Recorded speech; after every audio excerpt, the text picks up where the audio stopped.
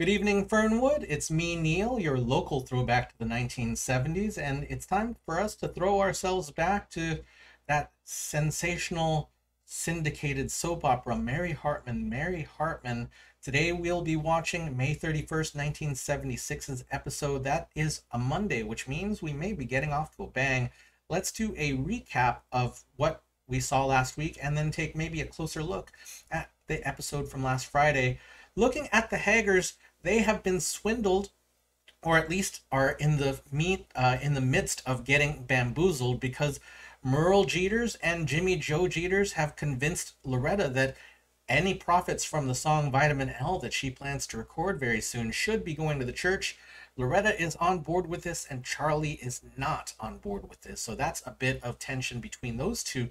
Then Kathy, after breaking up with Dennis Foley for reasons that hopefully will become clear, is looking for a new path in life. She planned to become a nun, but then Father DeMarco convinced her that getting into television might be the right idea.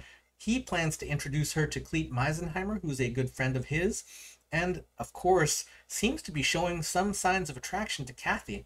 Meanwhile, new neighbors, Ed and Howard McCullough, have been scratching back and forth about whether they should get married or not. Ed is definitely pushing to come out of the closet and just live publicly as gay men. Howard wants to stay in the closet and would prefer to hide the secret, because whenever the secret comes out, they've had to move. They've had to move at least, well, several times over the last couple of years. Meanwhile, Mother Betty is supportive of Howard. She also tends to read people's fortunes because she's a fortune teller, and also seems to think that putting Howard together with Mary Hartman seems like a good idea because they have struck a friendship, and definitely Betty wants them to be more than friends. Looking at last Friday's episode, that is more of the fallout from Mary having slept with Dennis Foley at the start of the week in his hospital bed after he was recovering from a heart attack. Well, at the beginning of the episode, Mary is despondent, and Martha and Loretta can't seem to cheer her up. Loretta makes the offer to invite Mary to dinner later that evening, and Mary accepts that. At the factory, Charlie and Tom go back and forth. Of course, Charlie invites Tom to dinner as well, because the plan is to get Mary and Tom back together. And then Tom talks to Bob Gilroy, the therapist at the plant, and Bob Gilroy lets out that he knows that Mary slept with Dennis Foley in his hospital bed, a breach of confidentiality if you ask me. After that, Mary meets up with the Haggers for dinner. She's so excited to see Tom again, and then when Tom shows up, he is drunk after having had a lot of whiskey, and he says to Mary, "No, I don't want you anymore." He is livid at her, and understandably so. And the final scene shows Mary trying to reach out to anyone to listen to her. She calls Grandpa, she calls various people who are just not available. And finally, she's put on the line with a helpline, and her response, the final word of the last episode, is a desperate plea for help. So that's our recap. I think it's time for me to start this episode. Let's watch it and we'll talk about it afterward.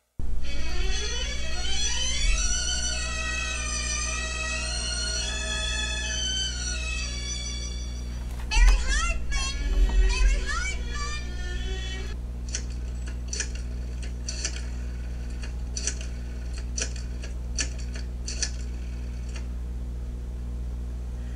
Hello, Hal? Help? I beg your pardon? I'm calling you help. Yeah, this is the helpline. Good. Help. I understand that part. What is your name? Oh, well, my name is Mary. Good. Mary what? It's Mary Hartman. Ah, what is your address? I want to tell you. Huh? I don't want to tell you. Okay, that's okay. What's the problem? I'm so okay. Actually, I don't know if I could talk about it. Is it suicide? Oh no, no. If I were going to kill myself, I wouldn't call the helpline. I'd just stick with information. Uh-huh. How about acute alcoholism? The only habit that I have is rubbing my teeth with my finger. I beg your pardon. That's the teeth with my finger. I see. Oh, okay. Miss, you're really headed in the wrong direction here.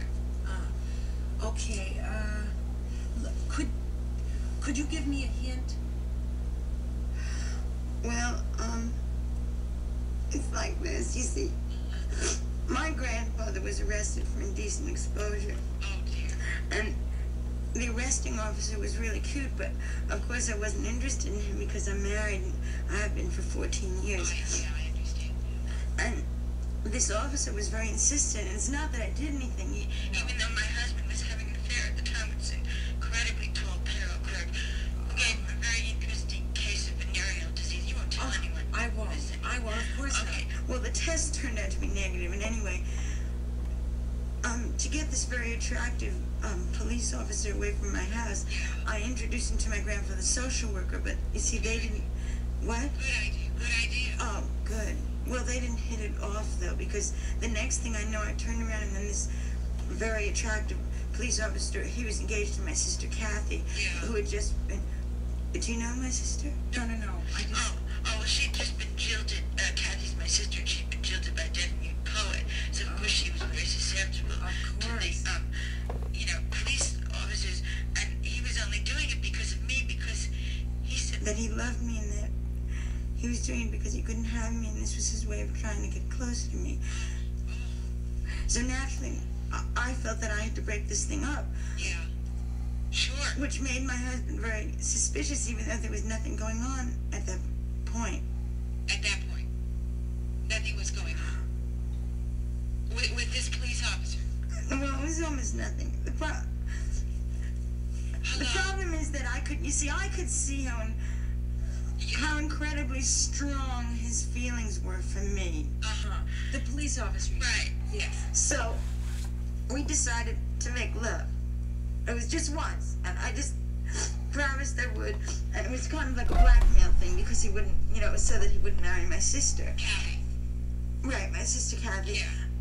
And it was also a little more than that. Only he had a heart attack and nothing happened. Oh, dear, I'm so sorry. Well, until he got to the hospital, and I was visiting, and we in the cardiac care unit, and then we did it.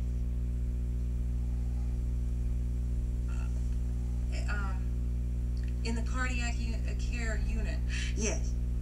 Now, of course, we try to make it a beautiful moment, but the thing is that my husband found out, and he just really couldn't deal with it. Yeah. Well, yeah, that makes sense. Does it? I mean, I have been to psychologists and ministers and magazines just trying to find out what I can do to make up for this, but so far no one... Nothing. Nothing has been able to help. I know, exactly. I mean, you see, I don't even know what kind of help I need or what I would do with it if I got it, or... Okay, now listen to me. Now, just listen to me. Have you talked to a lawyer? I beg your pardon? Are you considering a divorce? Oh, no. No. Oh, no. No. You know something? You just have the nicest telephone voice. I beg your pardon? Oh, I'm sorry. I just don't know what made me say that. It just struck me. You see, it's just that. It was that and the fact that you sound so tranquil, for someone who's on the borderline of hysteria. Oh, I'm sorry. No, thank you. No, yes, I am. Thank you. I just wanted to tell you back that my saving grace is that I have always had this ability to communicate, and especially on the telephone, which is probably why I called information to get your number. And I'm really glad I did, because I really think that it's helped me relax, sort of. I mean, it's very nice to know that there are people you can call who are concerned no matter what their motives are. Oh, I know. Listen, our motives are strictly humanitarian, I can assure you. I'm very sure that they are. Yes. Because, listen to me. After all, the best way to get in touch with yourself is to get in touch with other people. That's good. Thank you. I like that. I really do. Thank you. Listen, if there is anything else that we all can do here. Oh, no, fine. Listen, you have been a tremendous help. Whatever it is you're doing it exactly right. I mean, exactly right. I mean, thank you. Thank you so much. Thank you. Thank you, too. Thank you. Bye. Bye-bye. Bye. It was so nice to talk You to you. Bye. Okay, goodbye. Bye. Bye, Mary. Bye, Bye. miss.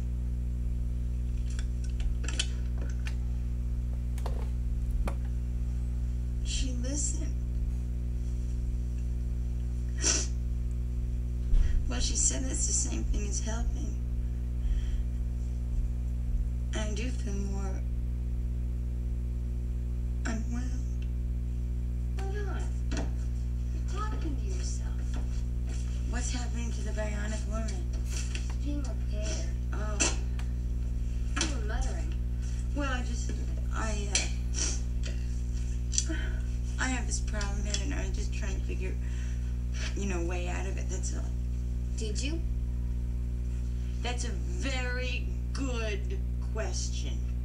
Good question. Do you have a good answer? Yes, I know that somewhere locked inside of me, I have a terrific answer. If I could only find out where I put it.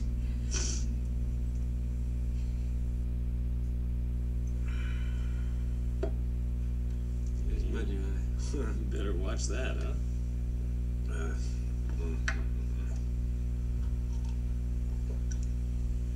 I got it all under control, you know. See, I found the right beer, see. I also treat myself to a little better bourbon for a change. You want one? No, I'll stick to the Schlitz. You know what the secret is? You make sure that the beer is very chilled, see, and you get little ice crystals out of the cap, see that? What's eating you? I mean, what's eating me? Nothing. Just the union. You know. Got all this evidence. You know what the guys in line are starting to say? Yeah, you're getting bored, Tom. Yeah. Yeah, here's to you. Yeah, they're fed up with the investigation. I just feel that it's like some TV show. It doesn't have enough action in it. For What God's else? sakes. What else what? Nothing. Come on, don't be some dumb jerk stoic.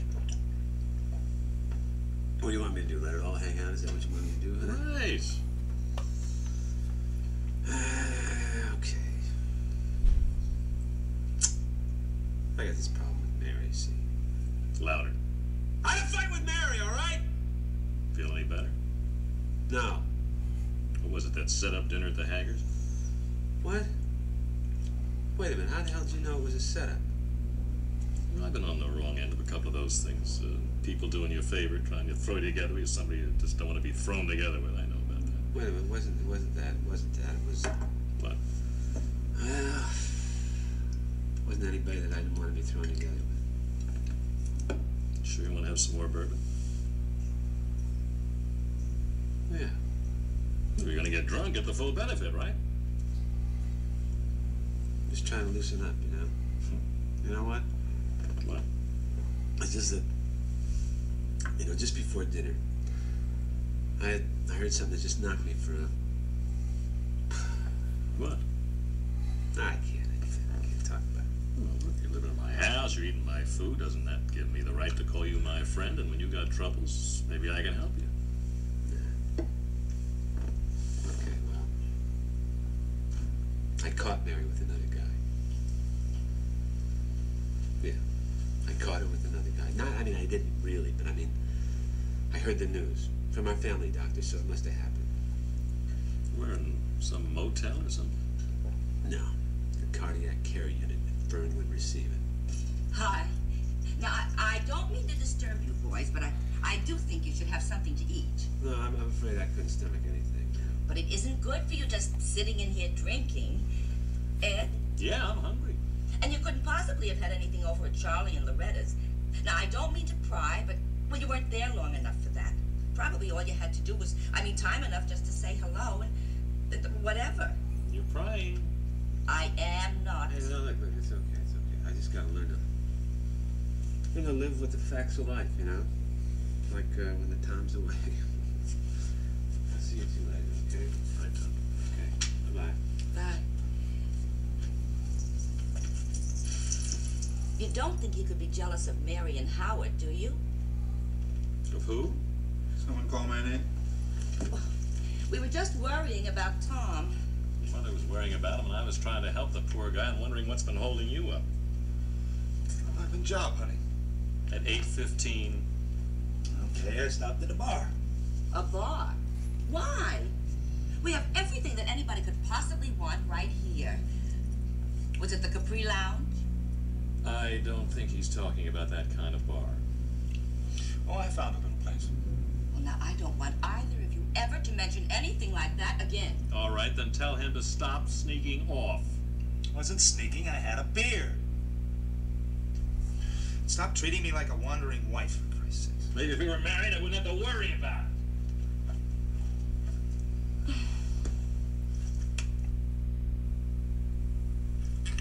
George, do you realize this is the first time in 15 years that I have burnt the French toast?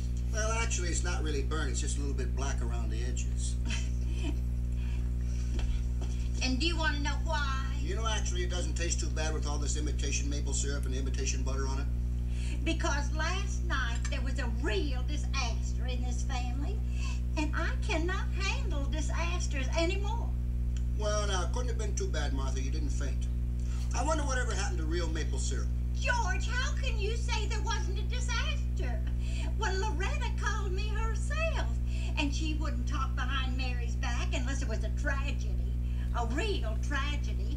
And I tried to get Mary on the telephone this morning, but her line is busy, and I just don't want to rush over there and barge in, because if she is on the telephone, that must mean that she is talking to somebody and doesn't want to be disturbed. Martha, will you come here and sit and eat your breakfast?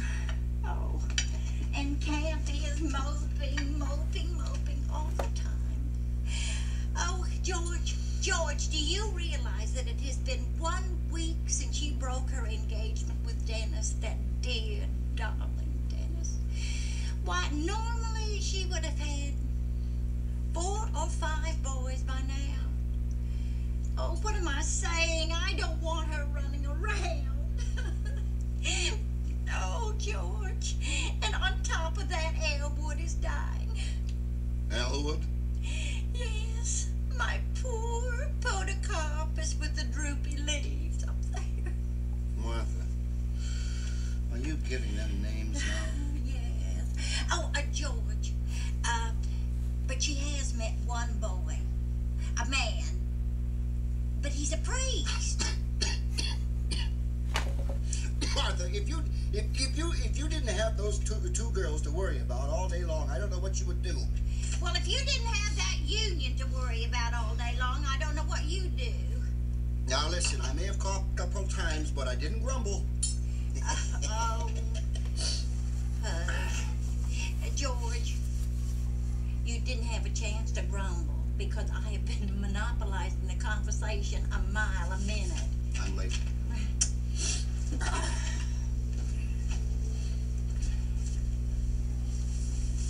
George, this tastes mapley to me. Yeah, I know it tastes mapley, but it doesn't taste maple. Bye-bye. Well, hello, Miss McCullough. How do you do? I was just knocking. Oh, Betty, come on in. I have to talk to you. Well, now listen, I don't want you two to work too hard now. Oh. You know, he's cute. Yeah, especially in Milwaukee. Oh. What's burning? The French toast, but it isn't burning. It's just a little black around the edges. Hi, Mrs. McCall. Hi, Kathy. Also, there's some lovely fresh canned Cadota figs in the on the labels. Martha, I wanted to talk to you about Tom. And Mary, Loretta called me last night, and since Tom is staying with you... Also, Howard had Mary on the phone this morning, and I was just wondering, well, you know, if we as mothers couldn't find something to do to make their lives a little bit happier. Oh, of course. Oh, let's think of something, Betty. Yes. Listen, Mom, don't meddle. You know, you're no good at it. We are not meddling. Of course not.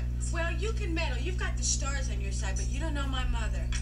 Kathy, that is not fair. Oh, I'll get it. Hello? Hi, Kathy Shumway. Yes, who is it? This is Cleve Meisenheimer. You're kidding. From television? Kathy, who is it? Yes, didn't Father DeMarco tell you I was going to call? Well, yes, he mentioned it, but I mean television. I mean, you just don't think of a thing like that. Who is it? Well, Frank said I'd be doing myself a favor and doing you a favor, too.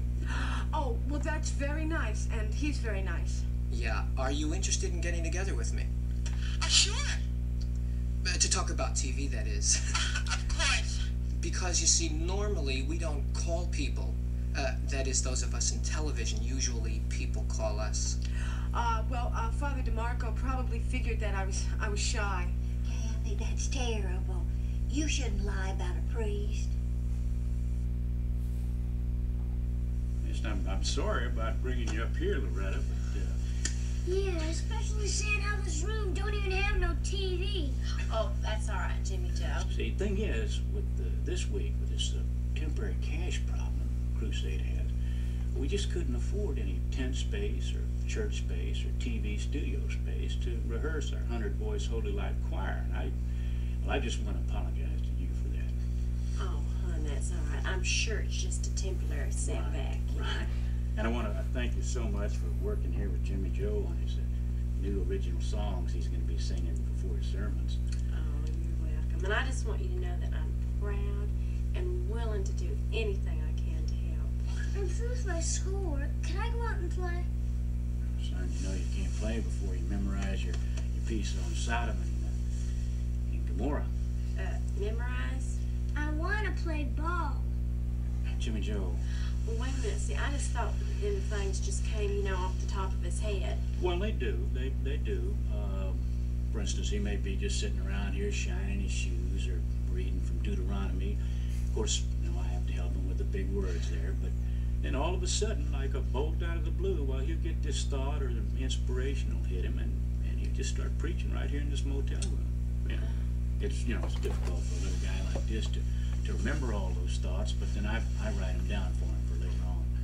Yeah, that's why I have to work on my memorizing. Right. I would just give anything if I could be in this room when it happens, you know, when he got all these inspirations and everything from on high. Well, I'm sure you will be. I'm sure. Oh, really? I mean, does the room light up or anything? I mean, do you hear heavenly voices? No, not really. It would probably just be your voice.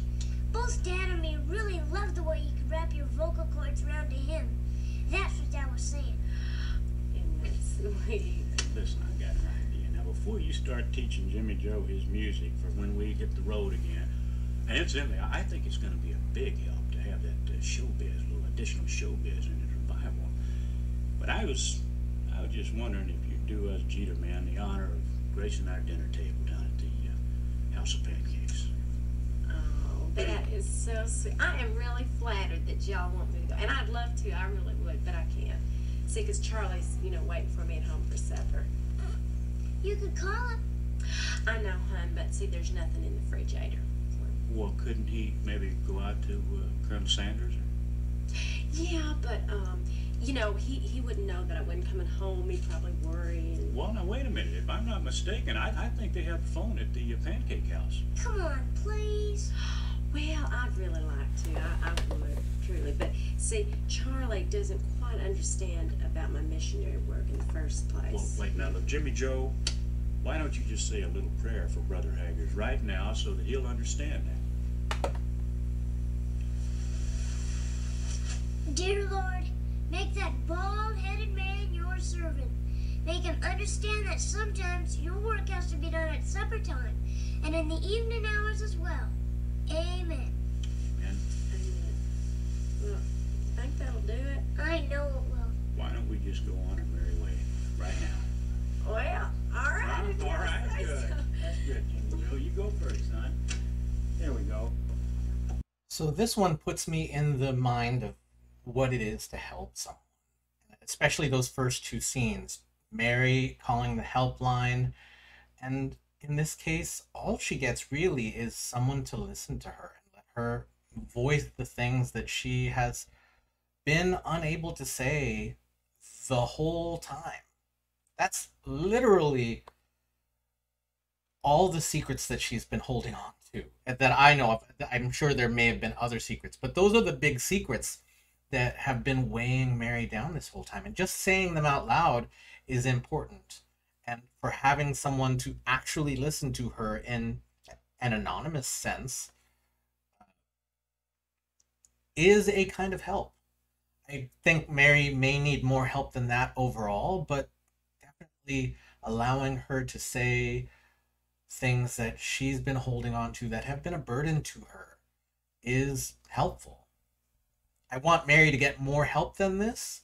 I don't know that she will, but that's something that, at the very least, having someone to hear you, validate your situation, listen to your emotions, help you figure out what those emotions might be, that is a help. Could we do more? Yes. But at the very least, Mary has someone to listen to things that she might not say to someone in person. Then Tom on a bench. And Ed McCullough, I think, is trying to do the same thing. And if they weren't interrupted, then Tom may have been able to get some things off of his chest. Then Howard comes in and he's been going to gay bars. It's hinted at, but that's basically where he's been going. And that's a bit of tension between Howard and Ed. Understandably so. I feel like they may need to talk their conversation through more than we have heard. Betty has her own agenda. I think she's trying to set Howard on the path to Mary. I don't know. That just seems really complicated because Mary is way more complicated than any one person should just be maneuvering around. And also, Howard's gay. I mean, I don't want to buy a race in case he might be bisexual, but it is very much implied that he is gay in this series. So, at least in the last week or so, it's been made fairly clear. Then, a little bit of a meeting with the Shumways. That's nice to see. And Kathy getting the call from Cleet Meisenheimer. I'm always glad to see that guy because he's Cleet Meisenheimer. Betty comes over and continues to move on that path towards putting Howard and Mary on the same track. And again, Mary has enough issues going on. I talked about that. I think we can move on. Finally, we get to Loretta in the hotel room with Merle and Jimmy Joe. Of course, Jimmy Joe Jeters is just going to say what his dad wants him to say. I feel like there have been moments of abuse in this relationship, the Jimmy Joe and Merle relationship, that really we don't mostly see, but enough for us to know that Jimmy Joe is going to do what Merle says. And I wish Jimmy Joe the best life, but I know he's not living it right now. In any case, the effects of that scene are that Loretta is going to dinner with Merle and basically abandoning the thought of going to Charlie and making sure that he's taken care of. Even though that's kind of something that she really wants to do, she's easily manipulated in this case.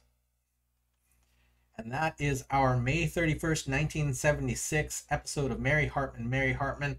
Tomorrow we'll be watching June's episode. I don't know if there's any cool imagery from June that we should be looking forward to, but we're a month away from the bicentennial, which was a 1976 big deal situation. I'm not sure if there's anything special coming up there, but basically, thank you so much for throwing yourself back with me and we will see you tomorrow night in Fernwood.